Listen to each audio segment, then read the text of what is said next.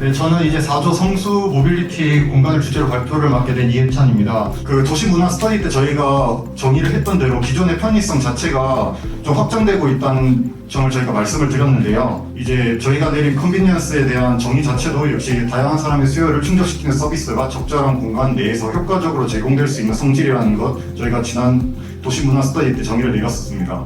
기존의 편리성은 이제 속도와 시간의 단축이었잖아요. 속도를 좀 올리고 시간을 단축시키는 대표적인 게 뭐가 있냐 저희가 생각을 해봤더니 바로 모빌리티였습니다.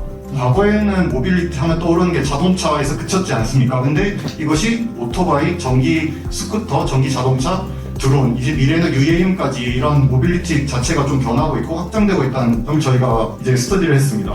기존의 모빌리티 개념 자체가 확장되고 있음에도 불구하고 모빌리티 공간은 굉장히 획일적이었습니다. 그리고 모빌리티 수단은 굉장히 다양해졌는데 그것을 수용할 수 있는 공간이 너무 부족했고 그것이 도시 미관을 해치고 여러 사람들의 편의성을 좀 저하고 있다고 저희가 생각을 했습니다.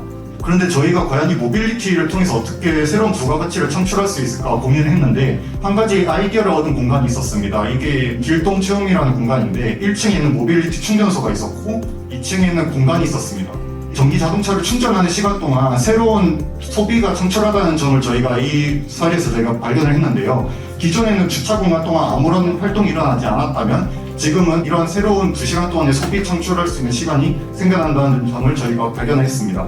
네, 이 점을 바탕으로 대상지 분석을 하도록 하겠습니다. 우선 성수동을 저희가 대상지로 삼았는데 성수동 하면 제일 먼저 떠오르는 것이 아무래도 힙플레이스라는 점일 것 같습니다. 특히 MZ세대가 주목하는 트렌디한 지역이고 공장 그리고 카페 등 생산과 소비 공간이 좀 혼재하고 있는 공간이라는 점이 있었습니다.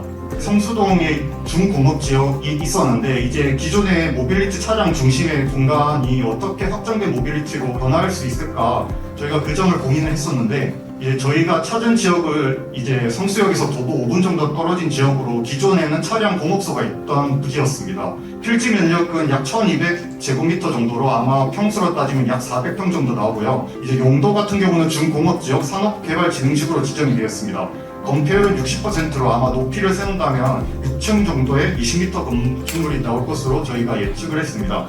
성수동 공간이 어떻게 지금 변화하고 있냐 저희가 이제 관련 법규를 스터디를 했는데 이제 이 지역이 성수 IT 산업개발진흥지구로 지정이 되어 있고 성수 전략지구형 및 도시재생 활성화 사업이 추진 중이었습니다.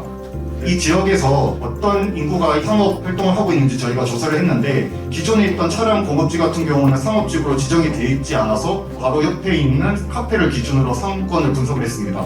특히 20대, 30대, 40대가 이용하는 비중이 거의 절반 이상을 넘거든요. 그래서 이 지역을 대상으로 한다면 20대에서 40대를 대상으로 저희가 타깃을 세우면 된다고 분석을 했습니다. 대상지 분석을 바탕으로 비즈니스 모델을 저희가 도출을 했는데 이 공간은 성수동에 있는 피치스토어원이라는 공간입니다. 그리고 여기에 있는 공간은 EV6라는 공간인데 저희가 모빌리티를 공간으로 세우는데 두 공간과 어떻게 차별점을 줄 수 있을까를 저희가 집중적으로 생각을 했습니다. 이제 첫 번째로 모빌리티 부분에서 우선 도심력 모빌리티 허브로서의 새로운 도심력 거점을 저희가 만들고자 했습니다. 두 번째로 미래형 데이터 기반의 리테일 공간의 필요성을 저희가 느꼈습니다. 이 공간에서 새로운 데이터를 뽑아내고자 했고 다음으로 네트워크 부분에서 온라인 어플리케이션을 통해서 여러 가지 커뮤니티를 형성하고자 했습니다. 그래서 저희가 설명했던 컨비니언스 정의랑 모빌리티를 결합하고자 했는데요. 우선 테넌트 선정 기준을 저희가 조금 고민을 했었습니다. 이제 저희가 만들고자 하는 비즈니스 모델에 적합한 테넌트가 누구인가를 고민을 했는데 우선 모빌리티와의 연관성을 고민을 했고 미래 지향적인가 그리고 고객용 데이터를 수집하기에 용이한 부분이 있는가 다음으로 디지털 연계를 통해서 시너지 효과가 적극적으로 나올 수 있는가를 고민을 했습니다. 그래서 모빌리티와 미래 지향성 그리고 온라인 네트워킹을 기반으로 테넌트를 선정을 했고 테넌트 선정 기준을 통해서 저희가 대략적으로 프로그램을 만들었습니다. 이제 1층부터 5층까지의 공간인데 이제 1층 같은 경우는 체험형 쇼룸존을 만들고자 했고 2층에는 스마트팜, 3층에는 음향 라이브러리, 4층에는 게임 아케이드, 5층에는 2025년 상용화가 초기 예정되어 있는 UAM까지 저희가 고려를 하고자 했습니다. 이런 모빌리티 타워와 램프를 통해서 각 층에서 접근 가능한 문화 공간을 우선적으로 만들고자 했습니다.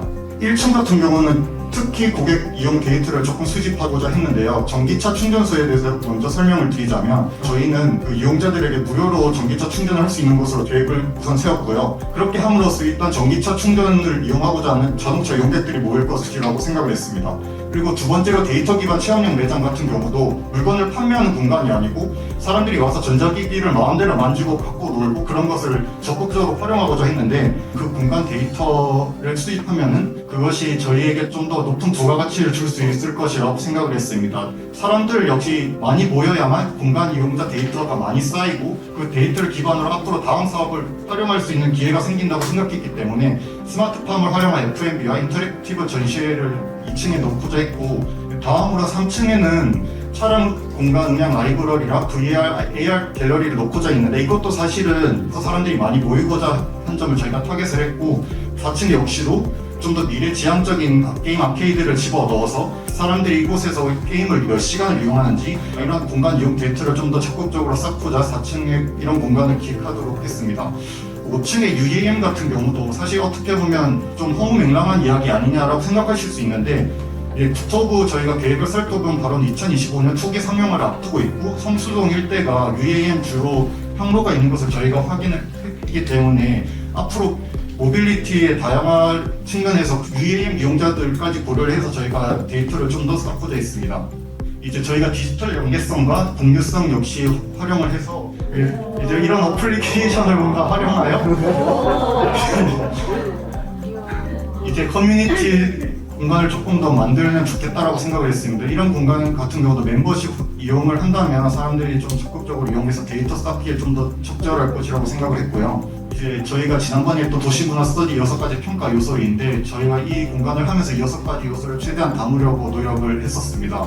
저희가 이 비즈니스 모델을 만들면서 저희가 생각한 바로는 오프라인 공간 이용 데이터는 기업 분명히 존재하고 전기차 충전하면서 문화공간 제공하는 공간 분명히 존재하는데, 그 두 가지가 동시에 존재하는 경우는 저희가 찾기가 힘들었습니다. 그래서 이 두 가지를 결합한다면 앞으로 미래에 더 좋은 공간 비즈니스 모델이 되지 않을까 저희가 조금 생각을 했었습니다. 이만 발표를 마치도록 하겠습니다.